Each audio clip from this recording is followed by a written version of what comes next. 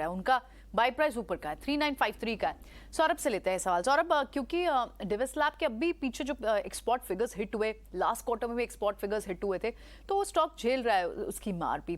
थोड़ा सा slow down तो दिख रहा है, और फार्मा स्पेस तो ऐसा हो गया कि आप इसमें बहुत सिलेक्टिव होकर ही चल सकते हैं इस साल में भी। डिविस लैब पर क्या व्यू बनेगा इनके लिए? आपने बिल्कुल ठीक कहा। कंपनी ने क्वार्टर ऑन क्वार्टर पिछले 3-4 क्वार्टर से लगातार डिसअपॉइंट किया है और अभी कोई ऐसी मैनेजमेंट की तरफ से नहीं है कि थिंग्स बेहतर होने वाली, चीज़ें बेहतर होने वाली हैं, क्योंकि एक्सपोर्ट मार्केट में, डोमेस्टिक मार्केट में हर जगह प्राइसिंग का भी प्रेशर है और वॉल्यूम्स का भी प्रेशर है। मेरी सलाह नहीं रहेगी कि आप इसमें रहें, मेरी सलाह से आप निकल जाएँ। डिविस लैब को। ऑलराइट, संजय है हमारे साथ हैदराबाद से फोन लाइन पर। संजय जी, स्वागत है आपका, पूछिए अपना सवाल।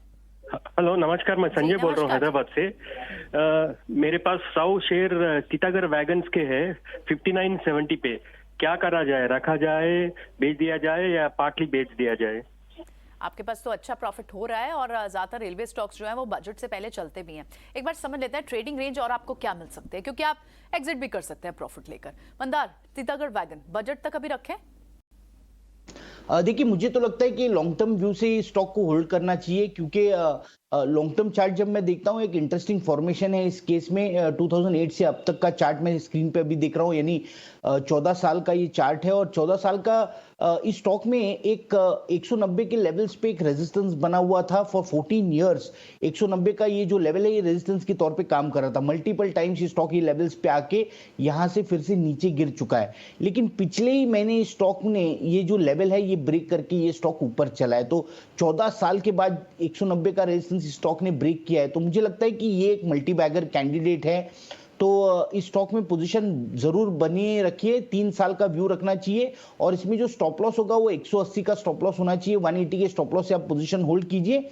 इसमें बहुत ही बढ़िया से रिटर्न्स बन सकते हैं अगले 3 साल में। और राइट संजय जी, देखिए, जब फंडामेंटल एक्सपर्ट राय दे रहे हो तो आप रखते हैं, लेकिन टेक्निकल एक्सपर्ट राय दे रहे हो तो यानी आप देखिए कि कितने स्ट्रॉन्ग पैटर्न्स भी बन रहे होंगे। मल्टी बैगर है, आप अभी बड़े गेन्स के लिए इसमें कुछ समय और बने रहे तो अच्छा है।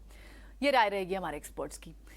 रिफाइनिंग स्टॉक्स पर खरीदारी की इन्होंने। एमआरपीएल का स्टॉक है और 500 शेयर्स खरीदे हैं 72 रुपए के दाम में। अब एमआरपीएल के स्टॉक को अगर देखें, पिछले हफ्ते हमने अच्छा परफॉर्मेंस देखा है, लेकिन इनकी खरीद के लेवल्स जो हैं काफी ऊंचे हैं। और अगर चार्ट्स पे भी देखें, ऑलमोस्ट जुलाई 2022 के बाद ये लेवल्स तो नजर आए नहीं है। 70-72 के लेवल्स तो पिछली बार जुलाई 22 में ही हमने देखे थे। उसके बाद स्टॉक जो है एक रेंज में ही कामकाज करता रहा। ऑलमोस्ट 50 to 60 के लेवल्स के आसपास ही इसमें ट्रेंड दिखा है। तो काफी ऊंचे लेवल्स की खरीद है। क्या किया जाए? 7,000 रुपए तक का नुकसान झेल रहे हैं।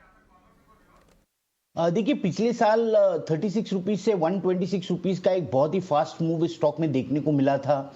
अब इस तरीके का कोई भी जब स्टॉक एक फास्ट रिटर्न जनरेट कर देता है, उसके बाद वो स्टॉक एक कंसोलिडेशन में चले जाता है, और उसी तरीके का मूव इस स्टॉक में भी दिख रहा है। अब जिस तरीके का एक अपमूव बना, उसी तरीके का एक रिएक्शन भी हुआ इस केस में। सो 126 से ये स्टॉक 50 रुपए तक नीचे आ गया। अब करंट लेवल्स पे ये स्टॉक बेस बना रहा है, तो ऐसी बात है नहीं कि यहाँ से और नीचे के डाउनसाइड या नीचे के लेवल्स हमें इसमें देखने को मिलेंगे।